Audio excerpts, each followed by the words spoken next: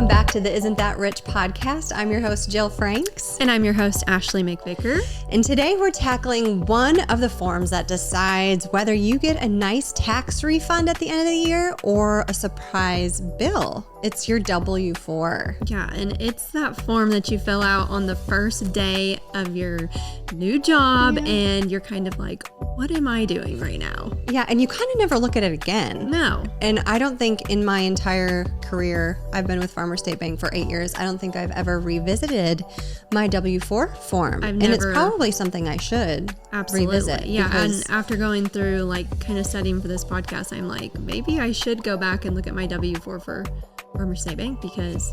Yeah, life events happen, and that's when you should actually maybe update this form. Might be different. But today we're going to explain what every line on the W-4 means. So when you sit down to fill it out, you'll know what those mysterious numbers actually do and how to fill it out the right way, especially if you're here in Illinois. So we'll go through the federal form and also the Illinois form and what those two differ with when you're filling them out, because you will have to fill out both a state and a federal one. Yeah. And just a reminder, we are not tax advisors. Always ask your tax advisor. Yeah. Whenever you are doing tax consulting. Definitely. But I think this will be good. We'll just go. Sometimes you just need people to explain it to you in layman's term. And I think that's what we're going to do. So. And line for line, because some of the things are optional, but you feel like you need to fill it out when you're sitting there. Like you don't even see the optional part. You're like, oh. Yeah, I feel like anytime I'm filling out a tax form, I'm like, and I say this on here, I'm like, oh, well, I'm just writing in a line, I'm going to prison, right? I know. You never know. I remember when you did it, you're like, I'm calling my mom all the time because I have no idea what it means. Oh, yeah. I sat down with Matt and I was like, he's asking me all these questions. Right. Our HR guy, I'm like, I don't know. I'm like, I don't know. Am I married? Am I divorced? Yeah. Am I single? I'm not sure, actually. Which one do I want to be? Do you have a choice, you know? Yeah. Do I have dependents? I don't know, Mom. Am I a dependent Am I a still? dependent? Yeah. Am I independent? I'm not sure. It almost like, I feel like tax forms like say things like backwards. Yes. Or like, you know how some of the TGIMU tests we take, it's like, which is not the right answer to this? You're like, okay, Illinois. I love it. So let's start first with what a W form is. W-4 form. And essentially what it does, it just tells your employer how much federal income tax to take out of each paycheck or state income tax to take out each paycheck. Pretty simple. Yeah. You can't get out of death or taxes, Jill. So this is the form you fill out and they're going to take your money from you. And a lot of people think that it'll take out, depending on how much income you make, that it will set your total tax. But it just decides how much you're withholding along the way. Yeah. So at the end of it, you may get a return or you may owe more. It just depends. And that's the other funny thing about taxes. You're just never sure what the bill's going to end up being or what they might owe you. And then you're like, oh, woohoo. Yeah, exactly. It's just kind of a way to balance it out. This form is. So you're not giving the IRS a free loan or writing them a big check in April. This is kind of how you find some balance and aren't surprised at the end of the year.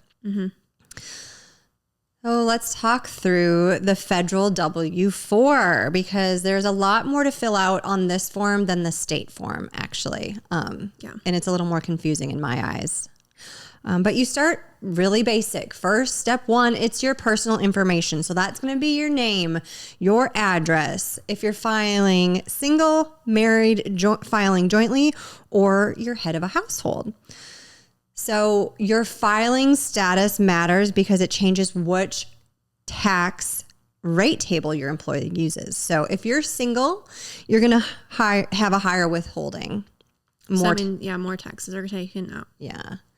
If you're married filing jointly, you're going to have a lower withholding. So less taxes are taken out. Do you know why? I wonder why. I think because they're taking some out of your spouse's income, hopefully as well. And yours. So maybe you don't have less. Right. So you don't carry all that burden. Okay. Yep. And then you could file as head of household, which is a middle ground for like single parents or caregivers. That's what they would select. I've never heard of that one before. I feel like I've always heard of single and married. Yeah. And I always get held up here too, because some married couples don't file jointly. So I guess you would select single or married filing. Yeah. You may be able to do single if you're married. Yeah. And actually, yeah. So very interesting one. Yeah. Yeah. So that's step 1, just your basic information and how you're filing. So step 2 is multiple jobs or spouse works. So this is a confusing one. Yeah, I thought this one was a little bit confusing. So if you or your spouse has more than one job, your combined income could push you into a higher tax bracket. No one wants that, right? But your employer doesn't know that. Right. So this step adjusts your withholdings to make it more accurate. And you have 3 options. Okay. So the first one is use the IRS tax withholding estimator online. Best option, it says. Well, and this was super easy to use. I went on there and just to look at the forms because I wanted to make sure we were, Right. how we were talking about it. And the calculator is pretty simple. It allows you to type everything in, push enter, and it tells you how much what you should withhold put for withholding. Yes, for everything. And it made it super simple to fill this form out. So if you haven't looked at that when you're filling out your W-4, you definitely should. And say where that's at again? So that's just the federal income tax. I mean, you can go to... Like you can just Google calculator? Yeah, that's what I did. I just went federal income tax W-4 form, and it was right there on the main page. You could click the form and open it, and you had the option to fill that out there. And there was a calculator right underneath that. So there was a link right on that. Okay. Yeah. Perfect. Good. Yeah. So that sounds like the best option. The second option is to check the box that says there are only 2 jobs total. And then the third option is to fill out the worksheet on page 3 for extra accuracy. Yeah. So there's a few pages, and the page 3 is where you get to actually fill out everything. Yeah. So basically, if you skip this step and have 2 jobs, you'll probably owe at tax time. Right. So this is the part where it's like you're telling about your jobs, what you want taken out. Right. And this is probably something, if you have been married since you filled out your first W-4, this might be something you want to look at. So maybe your husband has a job, or you work 2 jobs like that are W-4 jobs. Right. So maybe you... So really it's like, okay, you get your job, you can do all this now to get stuff taken out, or when tax time comes and you owe the taxes, then you'll just you pay don't more. have things adjusted, you're just going to probably pay more, right? Exactly. Pay differently, all that maybe. you're telling with this form is what to withhold. Yes. Nothing else. Nothing else. Yep. So we've got step 1, step 2, and now we're talking about step 3, which is where you claim your dependents. And this is where you tell the form about your kids or your dependents. And basically for each qualifying child under 17, you enter $2,000. For other dependents, you enter $500. You add them up, write the total, and this reduces how much tax is withheld from you. So I put this down here. Let's say I have 2 kids. That's $4,000. Correct. That $4,000 is not taken from my paycheck. Correct. So you have less taken out every paycheck because you have dependents. Okay. And so then let's say maybe I have a kid that's 22 living with me. They're over the age of 17, obviously. They are $500 because now they're just a dependent, not a child. Correct. They're both dependents, but... Right. They just qualify differently. And we're going to talk about what qualifies children and what qualifies... because there's other types of dependents too besides children. Right. And we're going to just talk about all of the different types of dependents. So more dependents equals less tax taken out of each paycheck. Fewer or no dependents equals more tax taken out. Right. So pretty simple. Jill Franks doesn't have any children. I would have more taken out every paycheck. You got to pay more. Yep. So let's talk about qualifying children. So to count as a qualifying child, you have to check all of the boxes followed. Oh, gosh. Not half of them, Jill, all of them. All of them. So okay. I'll go through Got them. it. So one is relationship. So your son, daughter, stepchild, foster child, sibling, half sibling, or a descendant of one of these, like a grandchild or a niece or a nephew. So if they're living with you and they're one of those, they can qualify as dependent. Yes, if they have the rest of these 2. Okay. Keep going. 2 is age. So under 17, like we mentioned earlier. For tax credit, 17 is the cutoff. Okay. So 17, not 18. You would think maybe it'd be 18, but maybe not. That's the legal age of an adult. Yeah, it is 17. 3 is residency. They lived with you more than half of the year. Okay. So over So they half. can't be living at someone else's house and you're trying to claim them and get the credit. Right. They have to live with you for over half the year. Got it. So I think of parents who share custody. That might be something they have to think about when claiming the dependent. For sure. Support. They didn't provide more than half of their own financial support. So that means you are supporting them. Because if they're supporting you, I think maybe you're the dependent at that point. Right. Or they're paying their own way. Maybe they have a job and are paying and for maybe they want to things. claim themselves as something different on their own taxes. You never know. So Citizenship. They must be a U.S. citizen, a U.S. national or resident alien. 6, filing status. They can't file a joint return unless it's just to claim a refund. Okay, so let's talk about do all those. Yeah. Okay. Yeah. So all 6 of those: relationship, age, residency, support, citizenship, and filing status. Yeah.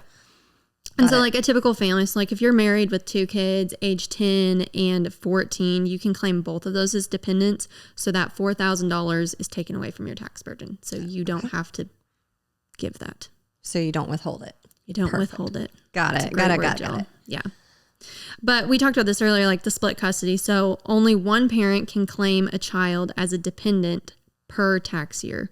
Usually it's the parent the child lived with for most of the year. Okay, so I find that interesting. So like you don't just take the $2,000, split it in half, and you get to claim $1,000. No. I claim $1,000. It's just one of those people get to claim it. Gets to claim that.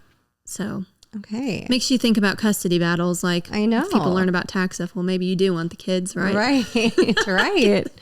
Get the tax credit.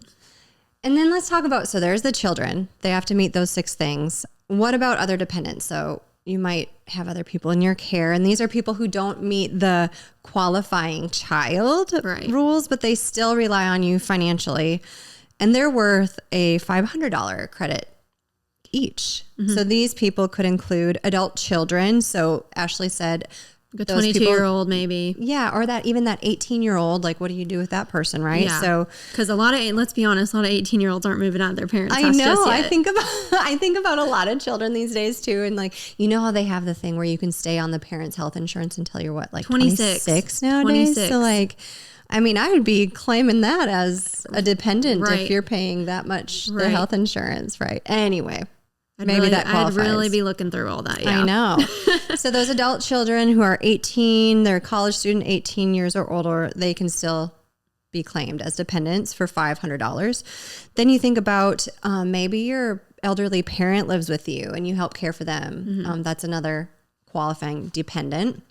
Or any other relative that lives with you who depends on you financially, like a disabled sibling, grandparent, aunt or uncle, that kind of thing. And then the last type of dependent is supporting a parent. So like I said, your mom lives with you, doesn't have a lot of income. You're supporting her. You pay most of her living expenses. Mm-hmm. You can claim her as a dependent. Claim her that $500. Yep. So let's talk about some common misconceptions. So your spouse, no matter how you feel about them, is not a dependent. You file jointly or separately, but you don't list them as one. Okay, because that's confusing. So we talk about this situation a lot. Like you're married, maybe one person works and the other doesn't work. Exactly. Mm-hmm. So, but they don't get to qualify as a dependent. They're you're married. A spouse. Okay, got it. Roommates don't count, Jill. Oh. So, I mean, gosh, even if maybe you're supporting them or I think about the boyfriend-girlfriend situation living together too. Maybe they lost their job and they haven't been paying for things for a while. I still don't think they qualify as a dependent to you. No. Just rewind this episode and listen to all of the things that qualify you as a dependent. You're probably not one of them. Yes. But always ask your tax advisor, right? Yeah, Let's always ask your tax advisor. This is interesting. So shared custody doesn't mean both parents can claim that same child. We talked about that earlier. Just one parent per year. One parent per year. So maybe you do like a trade-off, Yeah. Or maybe like if you had 2 kids, one of you gets the $2,000, the other one gets the $2,000. Yeah. Okay. That makes sense. Yeah. Or alternate every year. Especially if you have 50-50 custody. Yeah, and I'm thinking about like if you have 4 kids, that's $8,000 off of your tax doesn't burden. Get withheld. Yeah. It's a lot of money. Yeah. And then college students under 24 who don't earn much and still rely on you often do qualify. Got it. So basically if you're paying... Kind of a random one. Yeah, college students. Yeah. I wonder if you have to be in school. I don't know. Do you know what I mean? Ask your tax advisor. Yeah, ask your tax advisor. So that student. I sound like John Forbes on here, or like any other person on this podcast. Ask your CPA.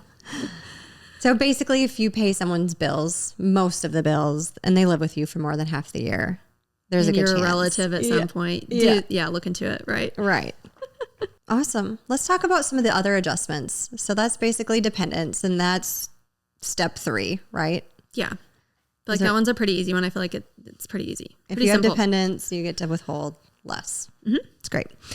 But step 4 gets really confusing. But step 4, everything is optional in filling this out. And I want to emphasize this because when I looked at mine, I didn't realize that step 4 was optional.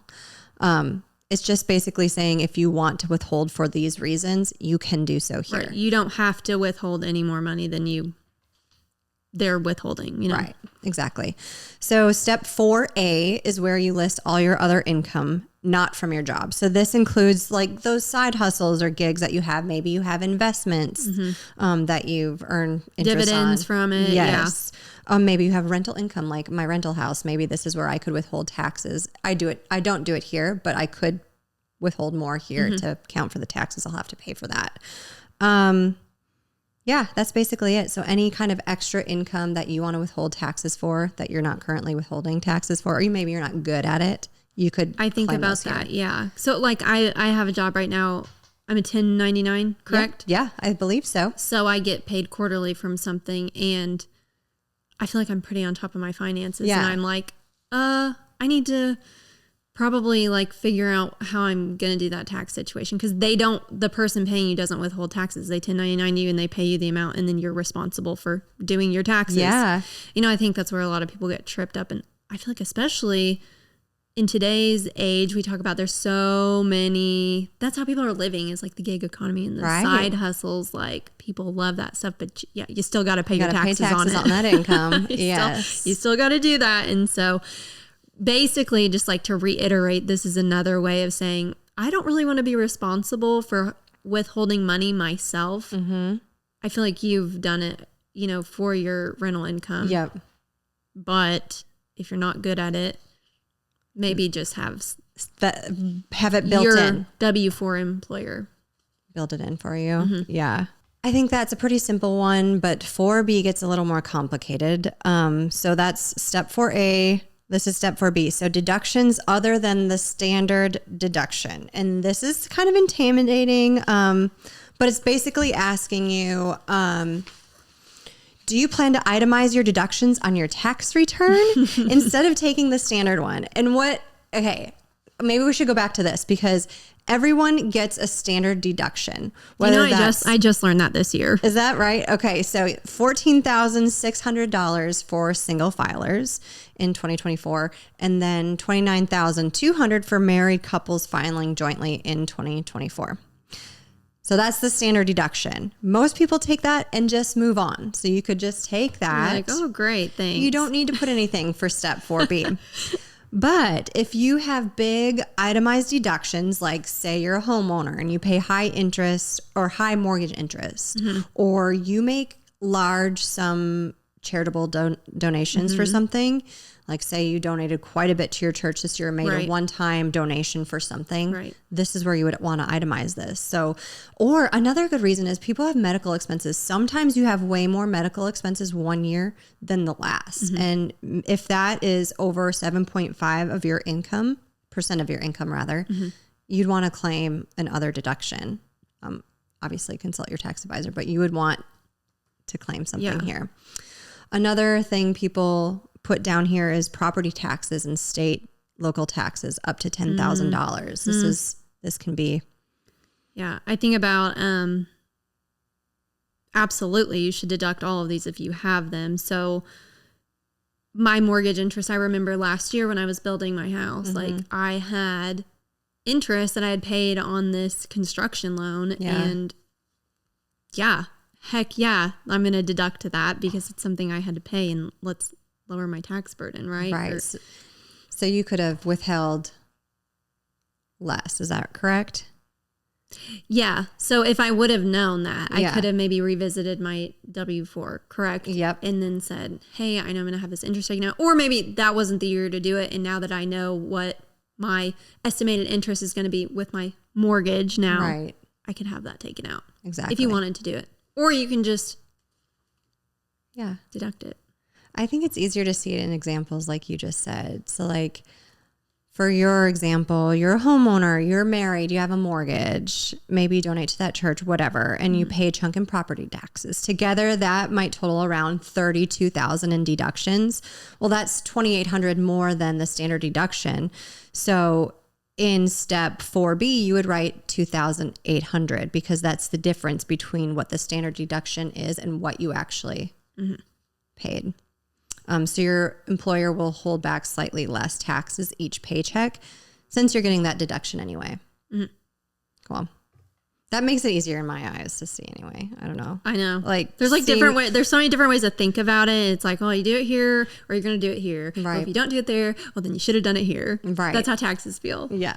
Exactly. But sometimes those little bitty chunks in every paycheck, it just seems more feasible for people than writing a big check at the end of the year. And that's what this episode's about. Yeah. It's not all about, it's not the whole taxing. It's just, how do you want to hold it? How are we going to withhold this? Yes. So you can afford to pay your taxes, right? Yeah, when it comes tax time, definitely. Another example, I think we should run through this too, is like, okay, so maybe you rent your house. You don't own a house. You don't have charitable donations. You don't have high medical bills this year. You're likely to take the standard deduction. So leave 4B blank. Yes. Okay. Don't put anything in. Okay. Yeah. So you can't do both. Right. You can't do 4B. You can't take the standard and then do itemized. So you always get the standard. So can you do standard and itemize more? Right. So yours, you will still get, so like I said in that last example for the home mortgage, the standard deduction is for this person was, the $29,200. That's what they get for this year. So it's a married couples filing jointly. That's what it was. But with all of those things added up, so we accounted for the church donations, we accounted for the mortgage interest and that property tax chunk. So that was $32,000, which was more than that standard. Right. So that's where you put the difference. So you would add more onto it because you actually get more in deductions. As you should. Yes.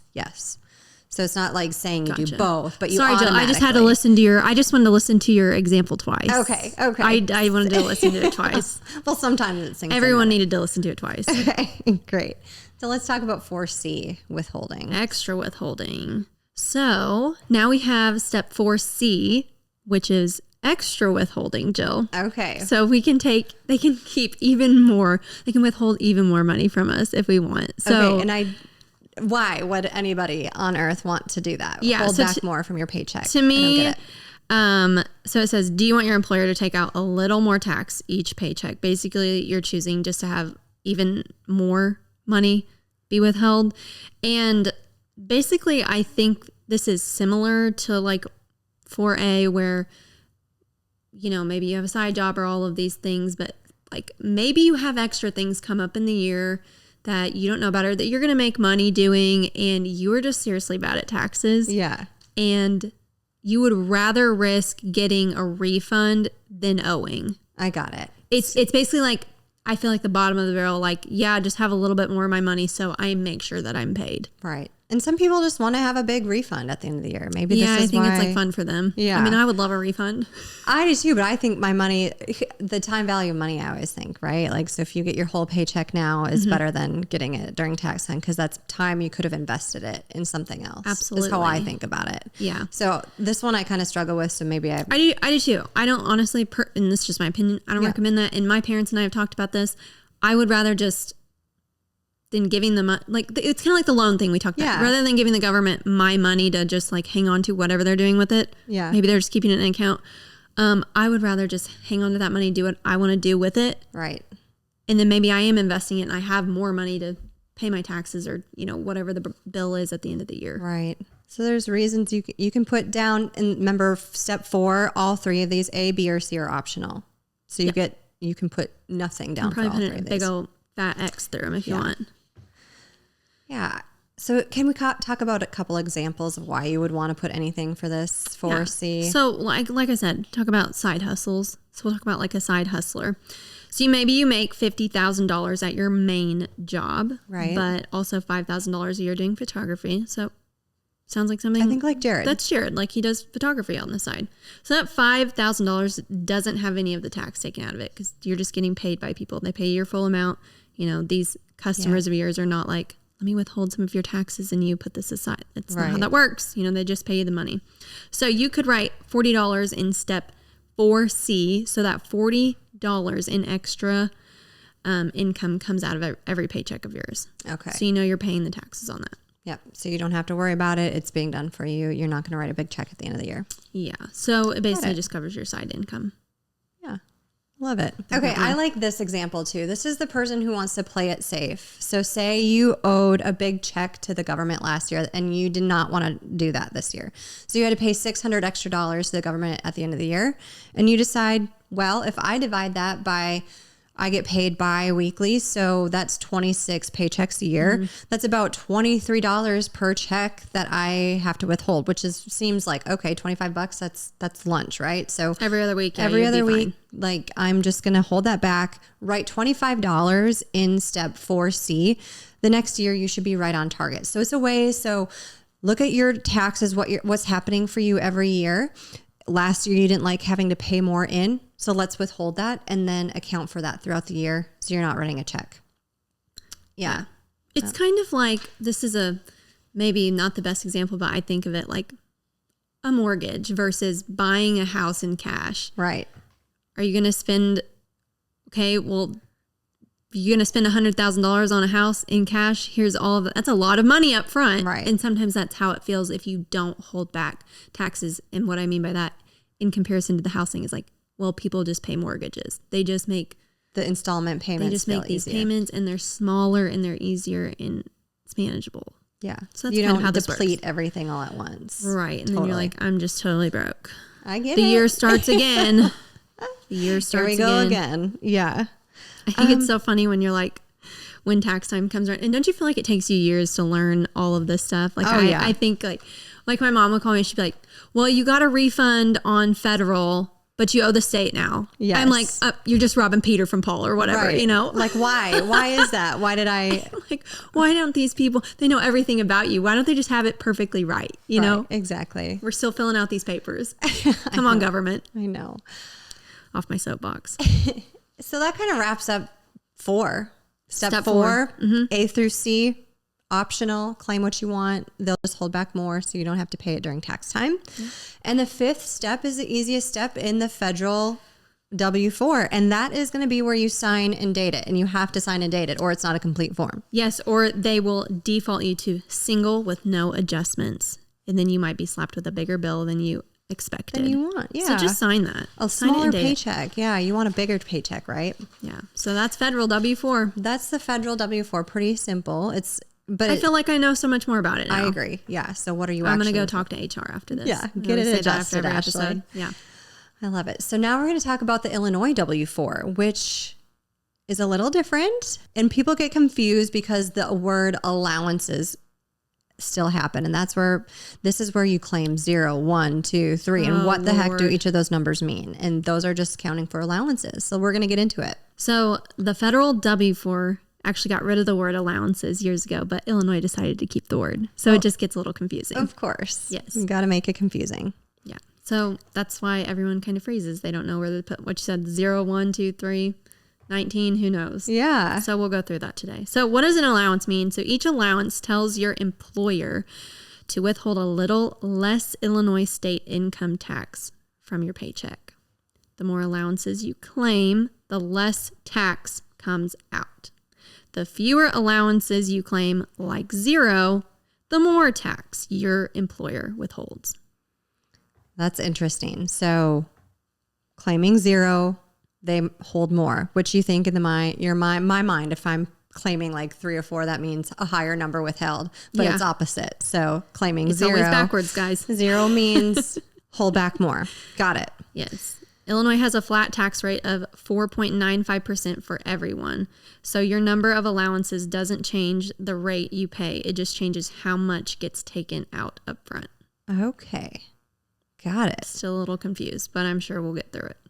Got it. So let's talk about what each number means. So Allowances, if you claim 0, what happens is it's the most tax that gets withheld, which means your take-home pay is a smaller paycheck and tax time outcome is a bigger refund or credit later on. Okay. So that's 0. 0. So bigger refund equals 0. More taxes taken out up front. Yep. Okay. So now let's talk about claiming 1. So 1 allowance. What happens when you put number 1 on your Illinois tax W-4 means that and this is typical for like a single filer. Their take home pay is like a medium paycheck. So the tax time outcome means that they'll have a balanced outcome. So maybe like so it seems like this is if you claim 1, it's like middle of the line, probably going to be close to spot on. Yep. And you're not going to get a refund probably, but you might not owe. Right. Just kind of in the... You did the right thing, maybe. Middle of the road. Yeah. Yep. And then anything for 2 or more allowances, what happens is you have less tax withheld during your paycheck. So you'll have a larger paycheck, take-home pay, but you will probably have a smaller refund or possible a balance due. So you might owe Illinois more taxes come tax season. Okay. So if you are single with no dependents, you'll usually claim 1, like we just mentioned. 1 allowance that covers you and keeps your withholdings about right. If you're married, you might claim 2 allowances, 1 for you and 1 for your spouse. And if you've got 2 kids, you could claim 4 allowances total, 1 for each family member. That means a little more money in each check because the state's taking less out. Okay. But if you're starting a new job and you're not sure what your spouse is doing or claiming and you have another income source, so like you and your husband are both have income, you can always start with 0 allowances, and remember you can change this. So check with them, see what they're doing. That just means that Illinois will take out the max amount of tax and you'll probably get a refund later on. So you can change all this. You can change it. You can start it with year 1 and just figure out what you want to do. I think it's fun to think of it like as a dimmer switch for your paycheck. So you can turn it down to 0 if you want the most withheld now. Turn it up to 2 or 3 if you'd rather keep more money in your pocket during the year. No, kind of just very easy way to think about it. Dimmer switch up and down. We're poor right now. Yep. If we're up, we're richer, but we might owe. Yep. The light bulb comes on. I feel like you have to talk about taxes like so many times to just like get what it means in your head. Make it sink in. I know. Yeah. And like you said, Jill, it's not permanent. Always adjustable. No. And Illinois takes the same for everyone. So that's important to remember too. It's that 4.95. It's just how much you're prepaying along the way. Mm-hmm. So your state taxes will always take that from your income. Some common misconceptions or mistakes to avoid is one big thing is don't mix up the Illinois form with the federal form. The federal W-4 form doesn't allow allowances or use allowances anymore, but the Illinois W form still does. And then also, if you and your spouse both work, don't each claim the same allowances. That can lead to under-withholding and a big tax bill later on. Do you think it could lead to over-withholding too? Yeah. So you could. Yeah, I didn't even think about that. Yeah. So you just want to make sure that either you're claiming 2, 1 for each of you, and he's claiming 0, or he claims himself and you claim yourself. Both don't want to claim 2. Right. Because then you're withholding nothing. Then, man, that refund might be just wow. Well, I think and it's your money, right? You know, we'd have this conversation. Everyone thinks a refund is like, oh, they're giving me like extra money. Like, no, it was your money that was withheld, and then the tax adjusted, and then they're giving it back to you. Exactly. But it feels like a little gift. Yep. Like we said, just to kind of recap what the Illinois form is, it's super simple. You're just allowing for those allowances, and again, I wonder if they'll change the word ever. I don't know if they'll go to what the federal form went to or what they'll do, but that's kind of it. That's the Illinois W-4 and the federal W-4. It's really a lot simpler than I thought it was. Yeah. I always get confused on sitting down, and when you are always overwhelmed when you sit down for a new job. Right, because the taxes isn't the only thing that you're going through. You're talking about benefits and retirement and dress code and learning all these new people's names. So it's kind of just, you're like, whatever, this seems right, or But it may be right, but maybe it's not the best thing for you. Yeah. Maybe it's not the best for your tax situation and how you like to withhold money. So exactly. And this is just encouragement for you as well. If you're like me and haven't taken a look at what you're withholding on your paycheck every time, maybe it's time to give it a look over and sit down with your HR department and make adjustments for those big life events that have happened since you began working there. Yeah. I definitely think, to recap too, like if you're someone with a side job or, you know, you do things for extra money, or you're very generous and a big giver, or, you know, have a mortgage, you know, have medical things happening. This is something to think about, to revisit, like we said. Yeah. Especially if you're filing taxes yourself.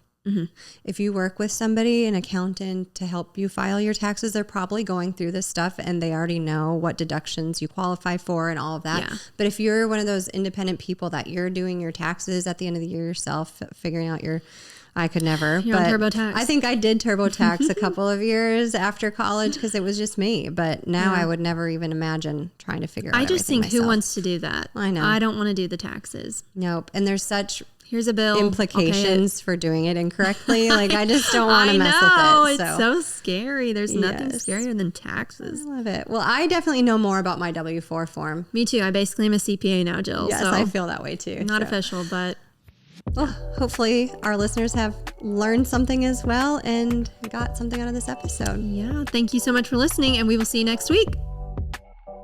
So Jill, where do we go from here? Be sure to check out our show notes for this episode, and also be sure to follow us on social media and subscribe to our newsletter. And we'll see you next week.